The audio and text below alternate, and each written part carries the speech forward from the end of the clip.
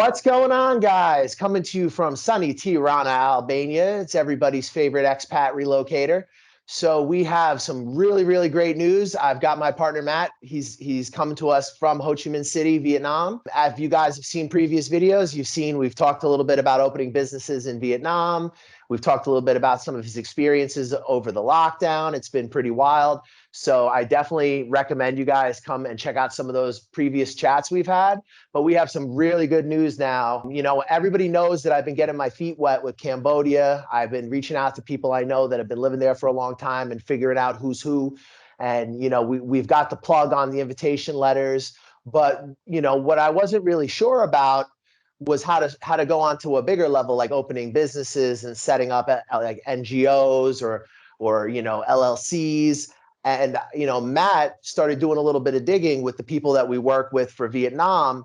And he has found some really good, secure ways to help you get set up in Cambodia. And we're going to let him explain those. We also, spoiler alert, we also are going to be able to open up businesses in Thailand. Now, this is big, guys, because if you have spent time in Thailand, mwah, if you have to be an ESL teacher, not so much. But if you have enough dough that you can open up a business and do something, it's a pretty nice place to be able to do it.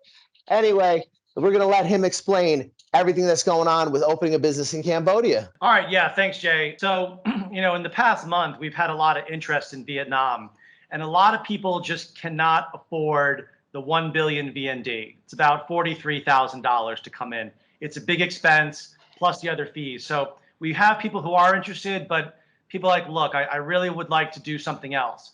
So I started researching Cambodia, and if you do some Googling, it says that Cambodia is, if there's 180 countries in the world, Cambodia is 175 the hardest to get into.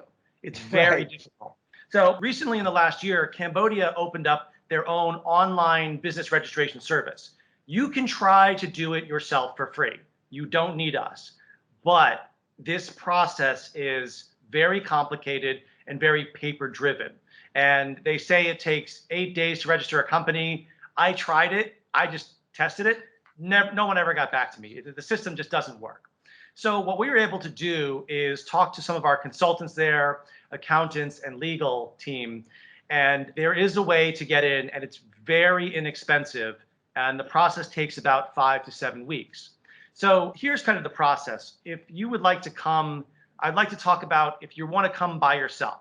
If you want to come by yourself, you would have to pick a company name and kind of define what you want to do. I would suggest what we call management consulting, which can be anything. That could be teaching English. It could be IT. It could be you're running your online business. You don't really have to do any business in Cambodia. So once you get your name done, you would register with our company.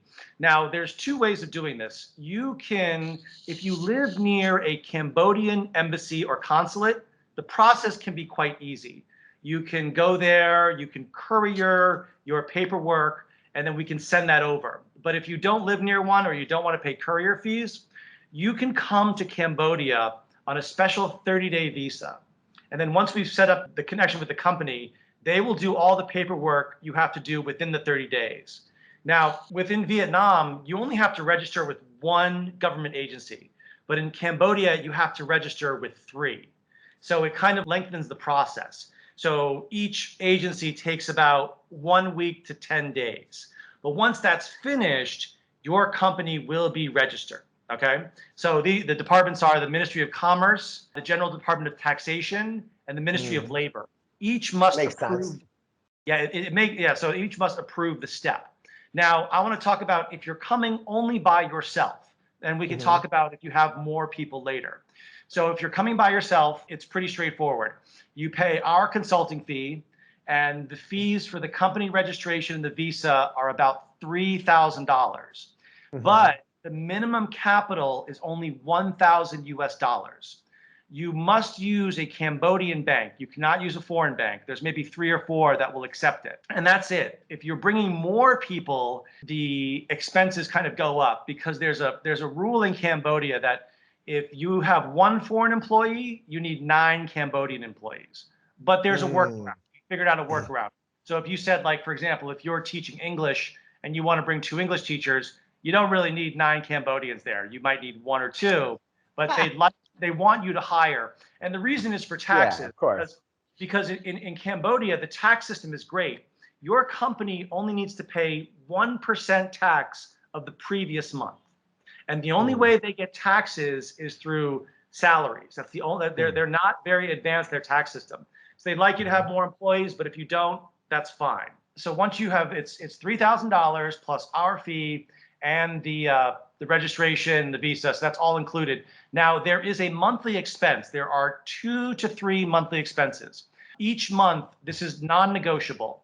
You must have an accountant tied to your company, just like in Vietnam. However, the reporting must be done once a month, non-negotiable. Even if you don't make any money, if you're making 0, you need an accountant to submit that to the government taxation department. So that's about $100 a month. Also, you would need an office space or a virtual office space, which our consultants can provide for you. That's another $100 a month. So if you're planning, you've got to plan for about $200 a month minimum. So even though the capital expense is low, you've got to plan for that for at least a year. So you're going to be paying that. Now, if you would like to have the company already set up before you come, you can hire a Cambodian representative and they can handle the paperwork. So when you land, your company's all set up. You don't have to do any of that. But that's an extra $100 a month. So it's completely up to you what you want to do. If you want to do it the easy way, the hard way, but if you want to pay that extra $100, that representative can do everything for you. And then also Cambodia has it has like a shareholder statement that our consultants will make for you. I set up a company in Hong Kong a long time ago. Basically, it's a letter, and you're having a meeting with yourself, and you say that, you know, Joe Smith has 100% of the company. He has 4,000 shares. Each share is worth $1, and you've got to submit that. Our consultants will take care of that. Some countries have it. Vietnam doesn't have it. Hong Kong does. Cambodia does. But it's just part of the paperwork that's included in the fee, which is really nice. So that's the process. And our consultants will get you through the 3 stages of government. And, you know, part of the fee also with the accounting fee, it's $100. Now I'm paying about $110 a month here in Vietnam. It does seem expensive. However, if you want the government to clear your taxes every month on time, you got to buy them an expensive cup of coffee. So part of your fee is to facilitate the process to make it. So I know $100 a month might sound big in accountant, but you're saving money on the capital, and you're going to get your company registered. Now, I was warned. Now I'm here in Vietnam. The government really doesn't check what we're doing with our companies, but in Cambodia, they come and check, and they got people walking around, and they're going to come see your accountant. They're going to come see to make sure you got the virtual office. They're not going to come to your house, but they're going to be knocking on your door to make sure that everything's legitimate. So you got to pay these fees. There's no way. I try to figure out a cheaper way. Maybe when you get there, you can figure a way. But looking at it from the outside in, I would just go for the first maybe 6 months of the year with these fees, and then maybe figure something out. But you want to do this the legal way. You don't want to get on a blacklist or get kicked out coming in. And guys, you gotta understand, if you are thinking about living in Southeast Asia, stop thinking that things work the same way they work in Australia, the United States, Canada. They do not. You need to understand that doing business in these places requires some flexibility. Right. So, you know, depending on what you do, you know, once you get there and the company's set up, it can be set up in 30 days or before you get there. Completely up to you. And you'll have your multi-entrance visa. So you can leave and come back. You can come to Vietnam and come back. It's a great visa to have. The other visas last like 1 month, and due to COVID, things are kind of, I don't know, they're kind of flaky. So this is a really good visa to have. It's one of the strongest visas to have. And Cambodia is very welcoming to investors, even though is quite complicated. And the tax system is great. So they have 4 taxes that you're going to have to report. Prepayment of tax of income, withholding tax, value-added tax, and tax on salary. So if you make nothing, you don't pay any tax. But if you have 1 employee, you're going to have to take tax out of their salary. And if you're paying yourself, then you've got to report that as well. But if you're a digital nomad, and you're making money abroad, they really don't care. They're not going to go after that money. No, I So don't care. if you do a B2B deal there, you're going to have to pay 10% on that. That's fine. But, well, I'm sorry, 1%. But the tax on your salary is a little bit higher. So that's one thing you've got Right. to think about. Okay. Okay. Yeah. So again, you know, the $100 fee, the accounting is very complicated, but this Mhm. $100 fee a month takes care of everything, so you're covered. Just pay it. Yeah. It's really not that big of a deal. If you're penny pinching $100, you shouldn't be opening a business anywhere. You know, like, I mean, I hate to say it, but it's true. I mean, if you try, like, go to Singapore and try to, do the same thing that you can do in Cambodia. You know, like, Yeah, I and like mean, I looked at Singapore, and those registration fees are $10,000. So what yeah. you're getting here, so the business registration for just a regular business is $2,400, and the assistant with the bank account and the director is $3,800. That's what you're getting, and then there's some additional fees, like again, if you want to do some extra stuff, like Hmm. you want to apply for someone else who has another work permit on your staff, it's going to be like 300. What about Again, family? What about bringing in your wife, or maybe your wife and your kid? great question. I think what we should do is I will ask that question and let's put it in the comments because I did not check that. I'm sorry, guys, I didn't Okay. check that. I don't want to answer that. And also, like if you're doing higher transactions, so let's say if you are doing import export and you've got 21 to 15 transactions, your accounting fees will go up by $100. But I mean, if Okay. it's under 20, it's going to be pretty cheap. And then they even have a bookkeeper too. And if you have like an on-site accountant for your company, that's going to be about $100 to $210 a month. That's pretty good. Okay. They also have like other small fees if you need to do workbooks or if staff are going to move around the country or something like that, or if you want to hire someone else. But basically, it's $3,000 and then the minimum capital. That's about it. Okay. And the Um, minimum capital is 1,000? yes, 1,000. But for example, if you're a bigger company and you're going to hire, let's say, 5 people, they would Hmm. want you to say, okay, well, $1,000 is going to cover it. We don't want you to hire 5 people, work for a month, and the company closes. So it's Right. like, so like if you're going to hire 5 people, they're like, look, we just want your operating expenses for 6 months.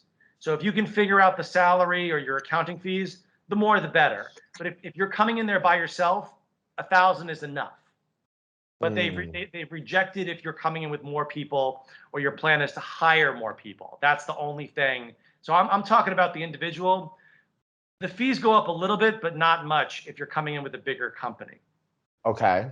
Right. So let's see. Yeah, if you can do it in the embassy, yeah. So you can do the courier with the embassy, come within 30 days, get a special what they call an E-class visa, then set it up, Hmm. and then it all works from there. But it's a very from your end, it's going to be a very simple process. From our end, it's going to be a little bit more complicated. But it's just kind of moving through the steps, step by step. Yeah, and guys, I should mention that doing it this way is always going to be a lot safer. And this is like from what I've picked up from my experiences working with Vietnam over the whole pandemic and all the lockdowns is if you really want to be secure in these countries, having your own LLC seems to be the best way to be secure in terms of visas. Because guys, listen, we have people who can get you the invitation letters for the E-class visas. It's not super difficult or really all that expensive. And if you're working with us for this, we'll provide you with the connections for that as well. The main thing you have to look at is from the last 6 months, if you've been following what's been happening in Southeast Asia, the visas that have not had a major problem in Vietnam, Cambodia, has been the people who opened businesses and sponsored themselves. Whereas, you heard all these trouble about people being sponsored by these shell companies or by trading companies that weren't actually employing them. Cambodia, this wasn't such a problem. In Vietnam, this was a very serious problem. From what I'm seeing, I believe that opening a business and being in control of your own visa, this seems like it's the best way, safest way to be based somewhere. Yeah, and that's a really good point. It's safe, and then I talked to the guy too, and he mentioned retirement visas. So if you're Mm-hmm. over 56, you can get a retirement visa. And I said, well, can you work? And he goes, technically not, but people do. Of So course. some older guys, and he's like, nobody's really checking. They just want you to do that. And we're going to get more information about that. And also, like, we heard some really good news too. I researched Thailand about 2 years ago, and it just was not economically viable. It was Right. incredibly expensive to get in. You had to get a Thai partner that shared a large chunk of your company. That person Yes. paid a lot of money a month. But there's a new law signed between Thailand and the United States. This is for U.S. citizens only. So, I mean, having a U.S. passport is very useful in this case. But now the U.S. citizen can be the sole proprietor of a company. Now, I know if you don't have a U.S. passport, that's fine. But think about someone who does. Think about if Right. you and like if you and your buddies go into it, you could do it, and you could be an employee, and you could both go in with your money. So, in this case, we're doing our research for next year to 2022. I think Thailand is going to be a great opportunity for opening up businesses, great for digital Yes. nomads, especially like in Chiang Mai. So if like you got a buddy or someone you know is a U.S. citizen, start thinking about Thailand, and we're going to start working out the process. It's a brand new law, so we're still trying to figure out the odds and ends, but we should have something early in January about that. Guys, this is exciting because the first place that I was introduced to Southeast Asia, on the Facebook memories some 10, 11 years ago was Chiang Mai, Thailand. And I'll be honest with you, once we have a clear picture of how this works, this is something me and my other business partner, we may seriously consider doing. So it's exciting time for us. It's exciting time for changes. I will say also on the lower level visas, you are seeing a lot more of a liberalization rather than restriction. Now, that looks different in Vietnam than it does in Cambodia, obviously, than it does in Thailand, right? But you are not seeing this Omicron make them retract, really. There is a lot of problems with flight cancellations, but I would just recommend that if you're going to travel to Southeast Asia, that you make sure you use one of the larger providers, because there's a lot of people who are having flights canceled through like Thai Smile or through AirAsia. So people are, they'll get their permission to enter Cambodia, for example, and they'll try to get there and then they'll get stuck somewhere. So, if you are going to go through the process of getting all the paperwork done, at this point, I would suggest making sure that you book with an airline that is like Singapore or that level for entering into these countries. And Jay, today I actually met with one of our visa agents here, and I'm trying to bring someone in. And there's a new rule in Vietnam. If you want to work for a company or be brought in under a company, you have to prove 5 years of working experience. Yeah, it's been since the last lockdown. They started requesting that. I said, what about gaps? And she's like, they shouldn't have any gaps. They could be rejected. So now it's like Vietnam is getting even harder to get in. Even if you have a company you're working for, you've got to prove 5 years of employment. So I just think that Cambodia is going to be a little bit more open, easy. Yeah, it's not that far. It's not that far away. And you have a multi-entrance visa. You could just come to Cambodia. You could come here for a month and then go back.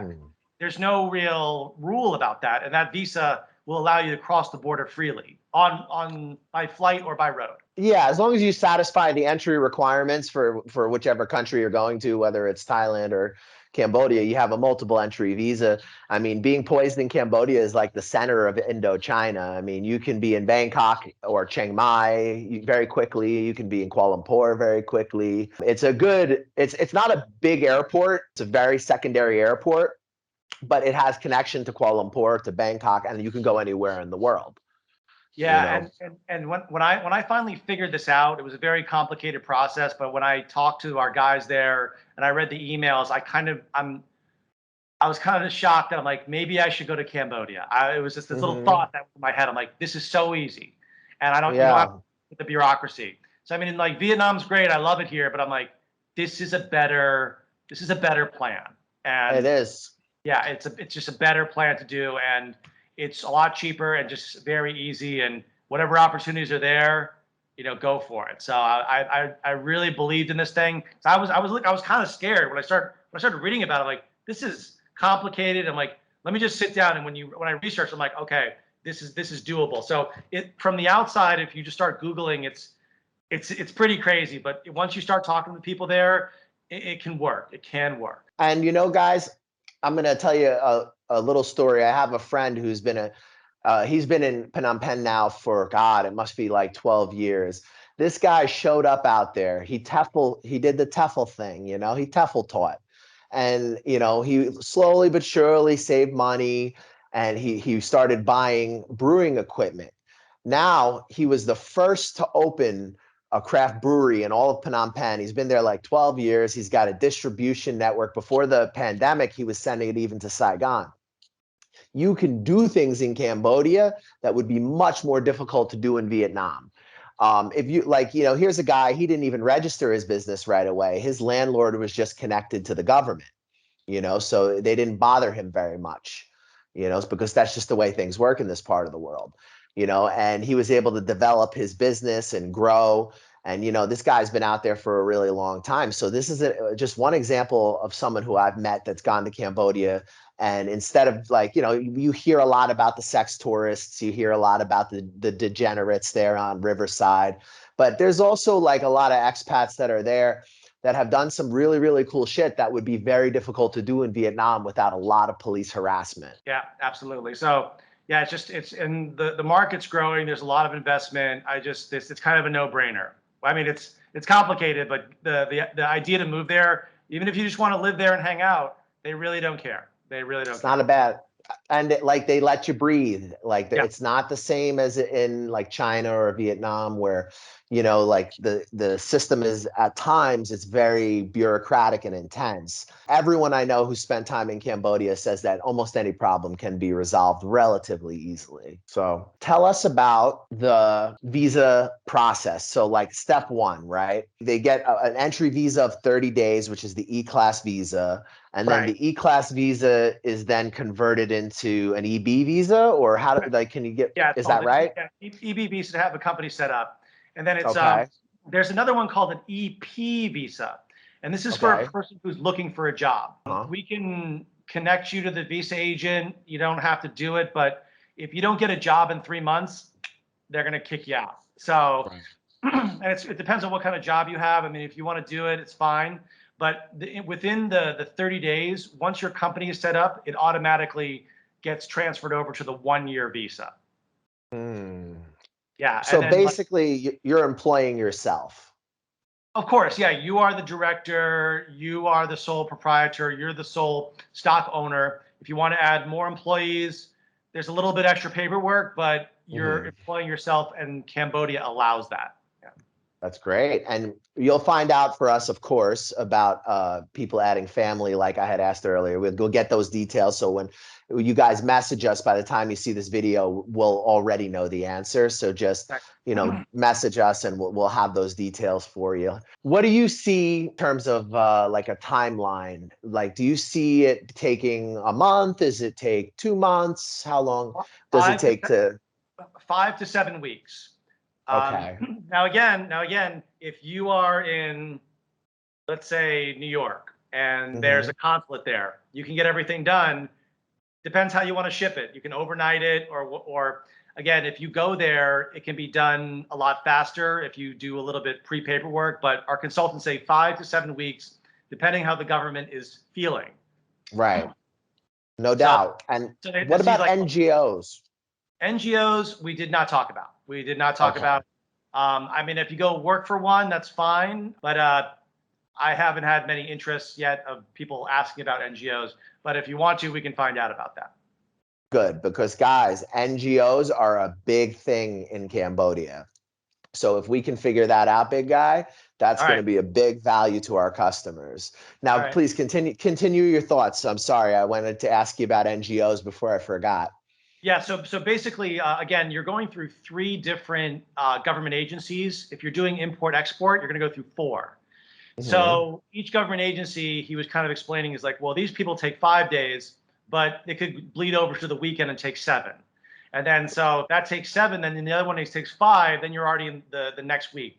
But he says 5 to 7 once the process is started. So Vietnam right now is 9 weeks. So this is going to be a little bit faster. Cheaper, faster. Cheaper, faster. Yeah, it's pretty straightforward. Okay, so let's give them a summary. What's like a grand total that they can expect to roughly spend? Like obviously not to the cent because it's not possible, but a ballpark. Uh, let's just go over. So you have our fee. That's Again, right. $2,400 one-time payment. That's business registration, tax registration, registration with the Ministry of Labor, and assistance with opening the bank account. Okay. And then next one is assistance with opening of a bank account in Cambodia. So that's $380 one-off payment. Okay. Now, if you want to bring other employees in, you got to pay an extra $400 because you got to register with the National Social Security Fund. That's like to protect them for insurance. I think you can take that out of an employee's salary, so it's really not going to cost you that much. And then again, you need to budget around $100 a month for the accounting, and $100 a month for the virtual office, which they do check. Okay, that's good to know. That's important. And then at the end of the year, so your visa will run out after 1 year. It's $290 to renew. Like half of Vietnam. That's great. And guys, if you want to make things easier, you add an extra $100. You got the local authorized representative. So when you get here, a lot of things are going to be set up already. So the process will be shorter. And yeah, and guys, I was gonna say you can just pay a little bit of extra so you don't have to do anything. I mean, what's better than that? Yeah, I mean, you just got to send your passport photos, your letter of intention, your company name, and what you're going to do. That's all they need from you. And that's it.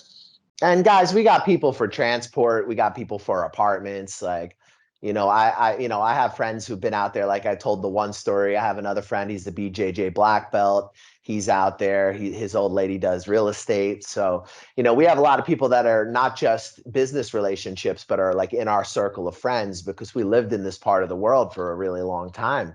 Between Thailand and Vietnam, you just end up having friends and contacts that are longtime expats in all these cities. And, if you do right by people, they do right by you. So, we really try to put you not just in the hands of a professional company, but in a circle of people who can advise you and help you and maybe introduce you a little bit to how things are going in the country when you get there.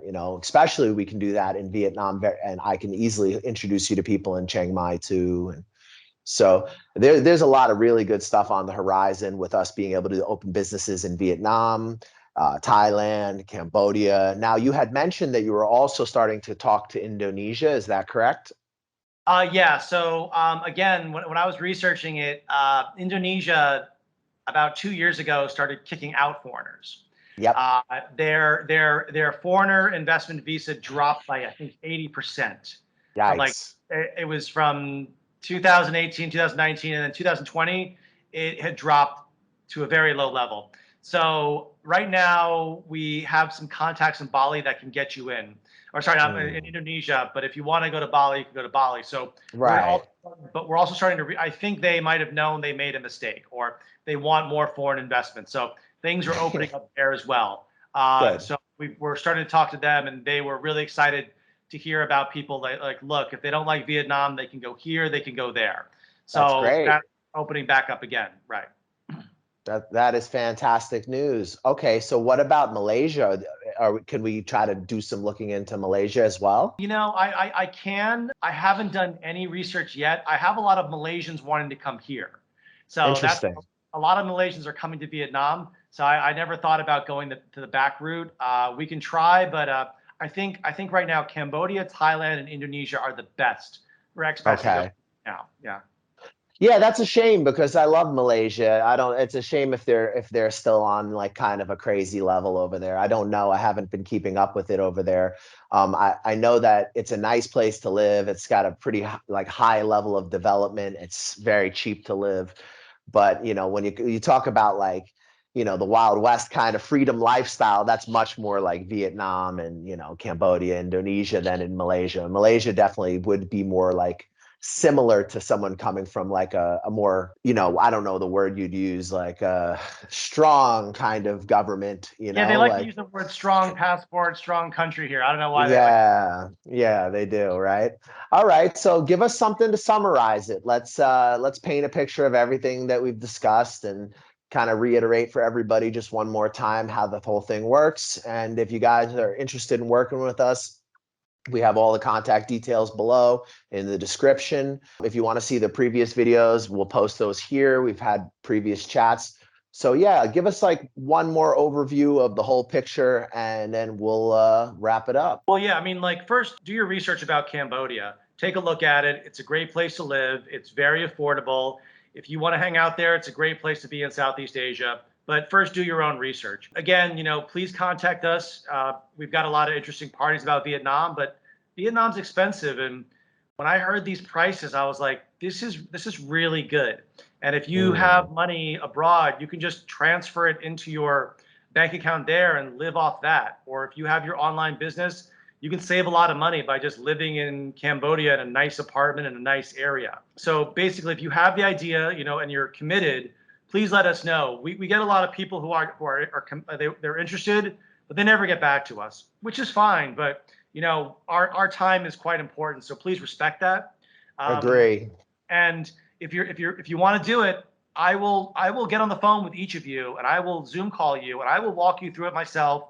And then once you're in and once the fees are paid, the ball will be in motion and you will be in Cambodia in 7 to 8 weeks at the most. So you've got to make that decision yourself. And I think it's a great idea. I mean, I risked it all to come here and I don't regret it. So, and now that I have this little Cambodia thing stuck in my mind, and a few years later, like, this might be a really good opportunity.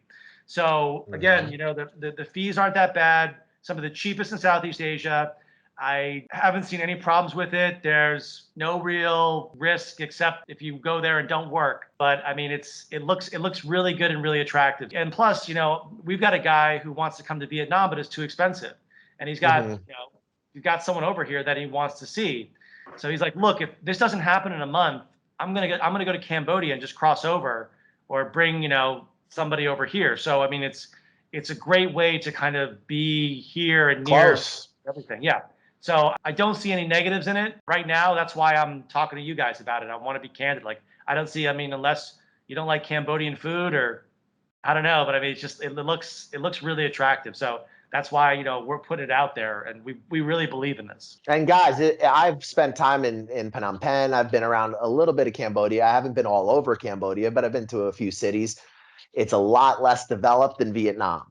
So that's something that you do need to go in understanding. But the first time I went to Cambodia to the second time that I went to Cambodia, the jump in development was shocking.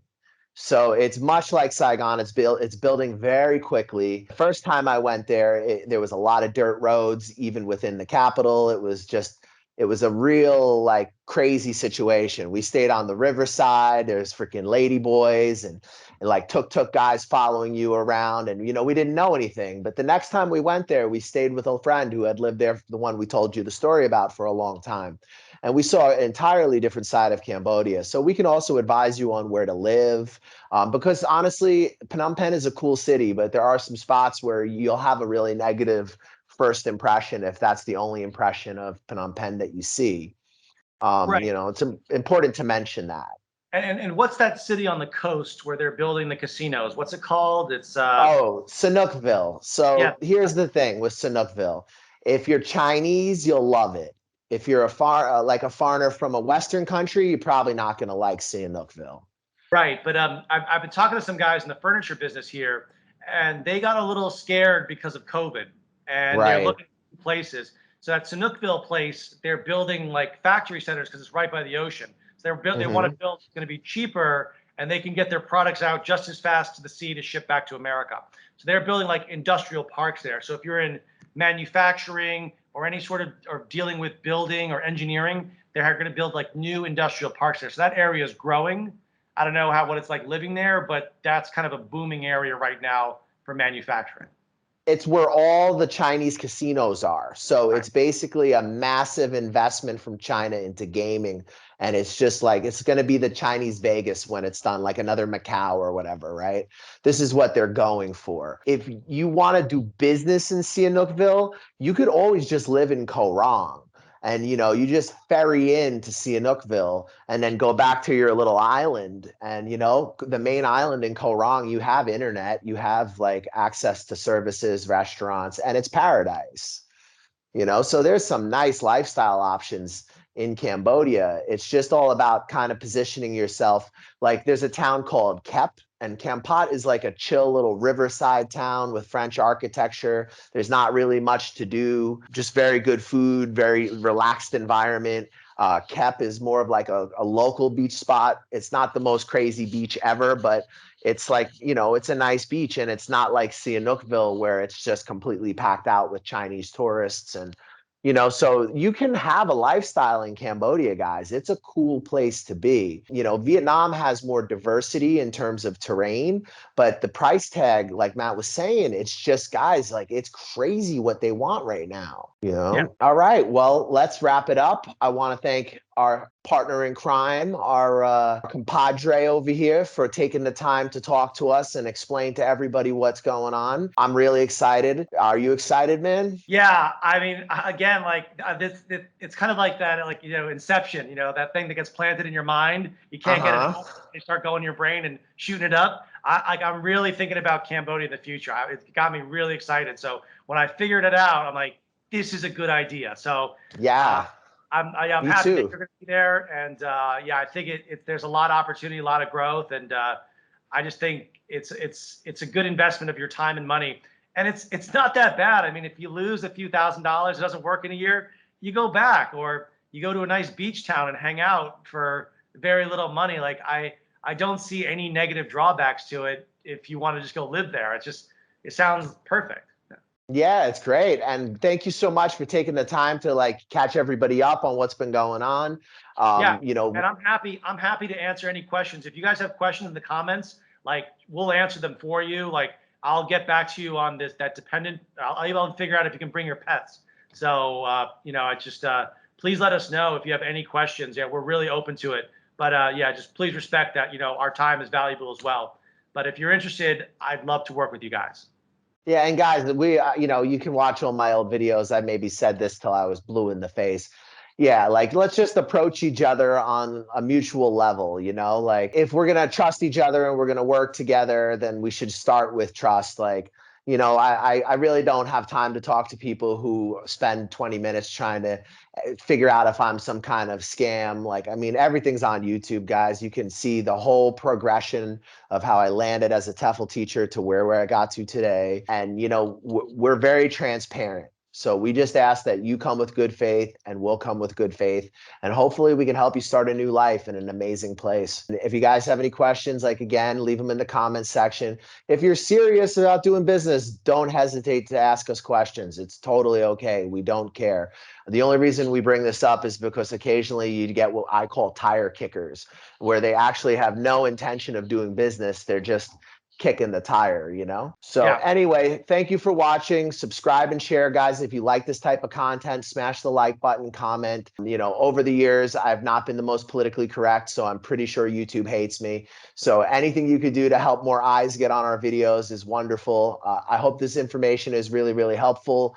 And I hope that you guys do decide to just take a chance and go, because to be honest, man, everything I'm seeing from living in the West, this is not the place to be right now. It's getting a little way too crazy. And you're paying such a high price tag to have such a low quality of living. It's absolutely mental when I talk to my family that are living in New York or in California and like what they're paying to live. Smash that like button. And we're going to come at you with some information about Thailand shortly, right after the new year. So bear in mind, this video will probably post a little bit before the new year, and that after the new year, there may be some restructuring. So just message us directly and we'll get any kind of updates or like relevant information that changes after the new year. Absolutely, Peace. yeah. They said the COVID visa, the visa can change at any time. So the business registration stays the same, but the visa rules might change due to COVID. So if it does, we'll put it in the comment sections, or you can just ask. Yeah. That's what's up. All right, guys, take care. Thank you for watching. Thank you, Matt, for doing this. You're the best. We love you. My partner in crime, man. Love it. All right, guys. Take care. Brush your face and wash your teeth, son. Yo, my man got me a job. Come to Vietnam. The white monkey got me a job during the pandemic.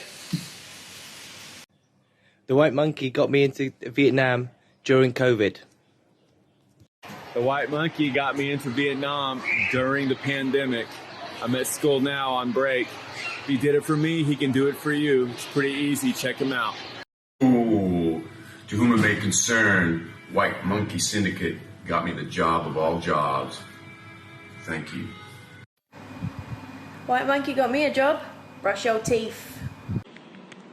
The White Monkey Syndicate got me a job, aka your father. White Monkey got me a job.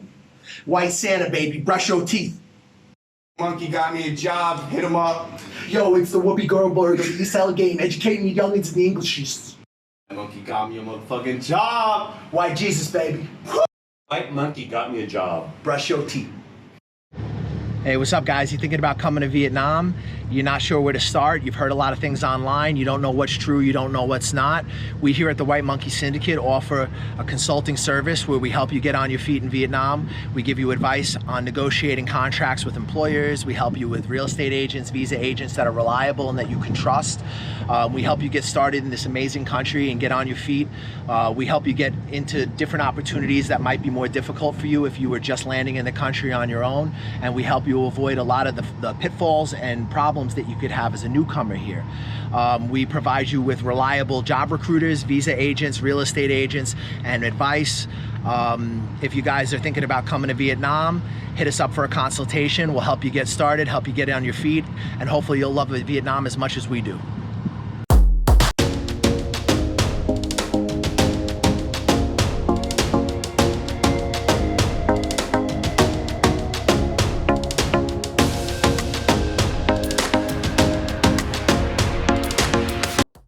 What do you think of when you think of Albania?